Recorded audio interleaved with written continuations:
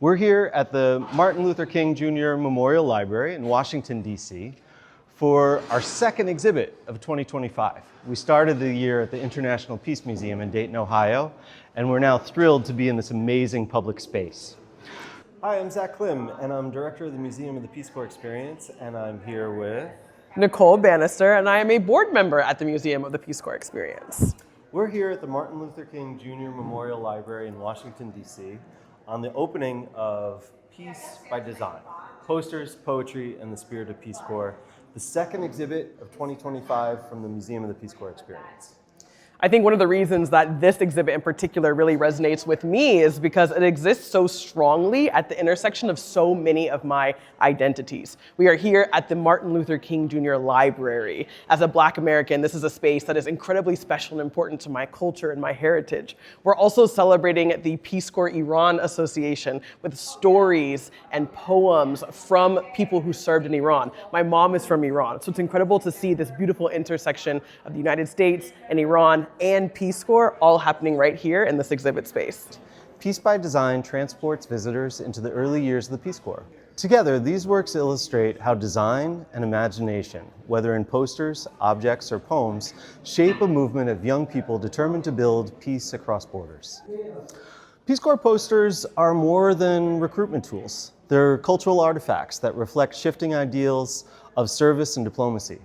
Produced by the US government, they show how visual culture worked to persuade the public, shaping perceptions of volunteers and their relationships abroad.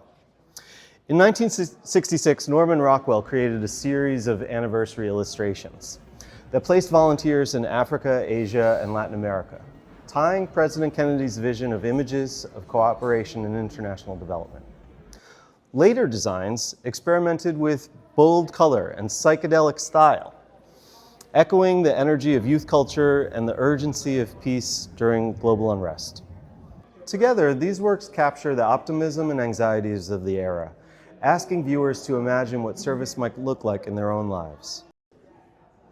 In this image, should a gentleman offer a Peace Corps assignment to a lady, we embraced what was a post-feminist perspective from the late 1960s and paired it with the poetry of Farouk Farrokhzad, a famous Iranian poet who also embraced changing ideals about women's place in workplace and society.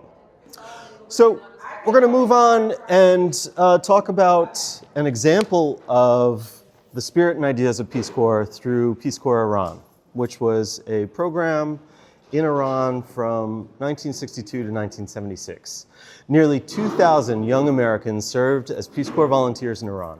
They taught English in universities and rural schools, worked on health and agricultural projects, and assisted local councils with community initiatives. From the Caspian Sea to the mountains of Azerbaijan, from bustling Shiraz to remote villages, volunteers and Iranians learned side by side, often in the most ordinary settings: classrooms, homes, markets, and town squares.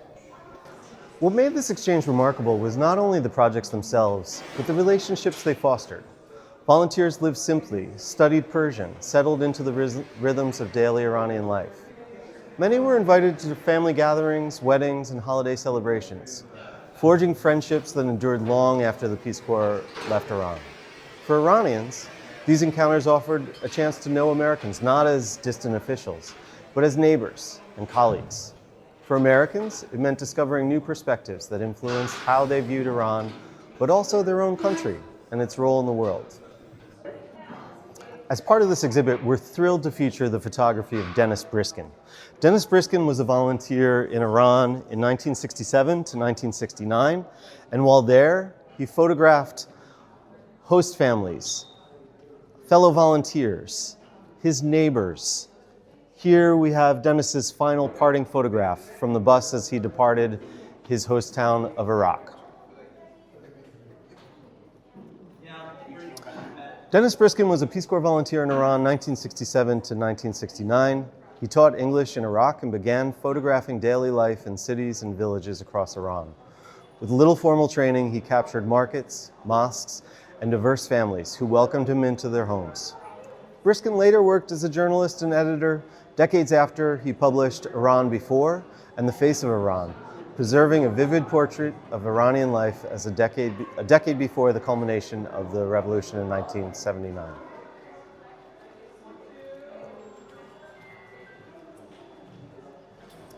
Our focus on Iran continues with storied objects and a digital reading room from our partners at the Peace Corps Community Archive at American University. With storied objects, we feature Paul Pitzer, Gretchen Kufori, Jim Heidemann, and Jenna Wangsness. In each case, we've taken artifacts that have been donated to the museum by the returned Peace Corps volunteers, and we've paired it with stories that describe their experiences. Paul talks to us about his teaching and relays some of the stories behind the artifacts he used in the classroom. Jim Heidemann tells us about the importance of tea culture to bond, connect, and learn from colleagues and neighbors in his local town. We feature the saucers that indicate the central importance of tea and tea culture to Jim's experience. It's paired with a letter, handwritten and decorated with marker markings by a student expressing their great appreciation for all of Jim's contributions to their own learning. Jenna Wangsness is the historian for the Peace Corps Iran Association. She is the author of Land Between Two Waters, the Peace Corps 14 Years in Iran, 1962 to 1976. We've featured Jenna's book along with letters from home. Hi, I'm Jenna Wangsness, the historian for the Peace Corps Iran Association. I wrote the book after researching it for over 10 years, and it's filled with stories that Peace Corps volunteers told me. And it's just a wonderful example of what went into working as a volunteer, training as a volunteer, what they did and everything. And it's been very well received from the Peace Corps Iran community.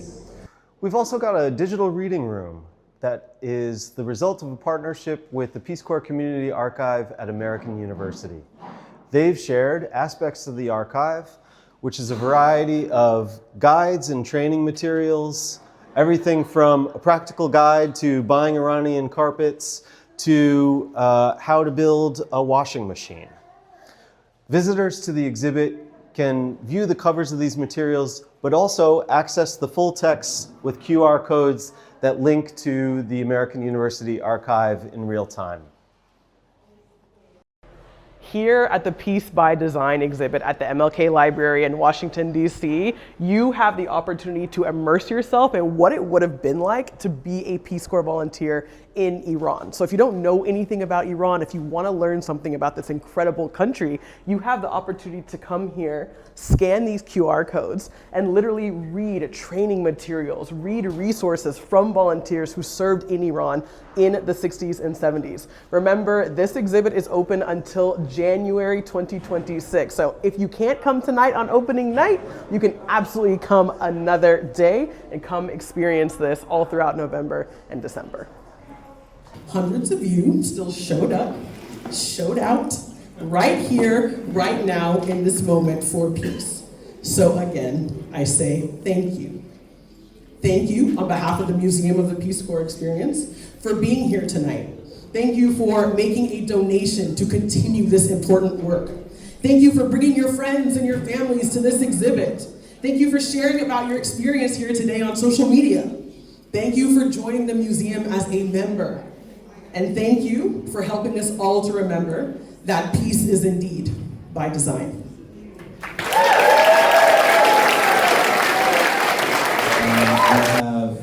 Through what we have done here on the 5th floor of the MLK Library, really cultivated a fantastic collaboration with our colleagues here at the MLK Library. And this is one of 2 exhibits that we'll be doing here over the course of the next 2 years. So in 2026, when America is celebrating its 250th anniversary, and Peace Corps will be celebrating its 65th anniversary, we will be back here again at the library. Thank you for spending some time with us on this virtual tour. It's hard to do justice to the amazing space at the MLK Memorial Library, but I hope you've gotten a sense of what we've achieved through this exhibit. The central argument we are trying to make is that peace is not an abstract ideal, but a lived practice, one designed and sustained through everyday acts of service, imagination, and cross-cultural exchange. By connecting the founding vision of the Peace Corps to the creative expressions of its volunteers and host communities, the exhibit demonstrates how ordinary people became architects of diplomacy and empathy, shaping the world around them. We've explored three important themes in the exhibit. First, the mid-century Peace Corps posters showed us the power of visual culture, demonstrating how art and language mobilized a generation of volunteers. The personal stories, photographs, and artifacts from the Peace Corps Iran program allow us to see peace in practice between Americans and Iranians. This takes on extraordinary importance at this point in history, where the relationship between our two nations is frequently defined by distrust and violations of dignity. Lastly, we wanted to embrace the work of our hosts at the library with an emphasis on poetic literature. The poetry we've included shows how writers have embraced the universal language of empathy and shared humanity across centuries and cultures. We've worked hard to ensure that the lives of Peace Corps volunteers and their communities are seen thoroughly and truthfully. We believe that remembering completely and truthfully is in itself an act of peace. My greatest hope for the work is that Peace by Design sparks a new generation's curiosity about Peace Corps service, inviting visitors to see themselves as designers of peace. As an emerging cultural institution, the Museum of the Peace Corps Experience aims to preserve this living history while inspiring civic engagement, cross-cultural understanding, and the belief that peace is something each of us can help design.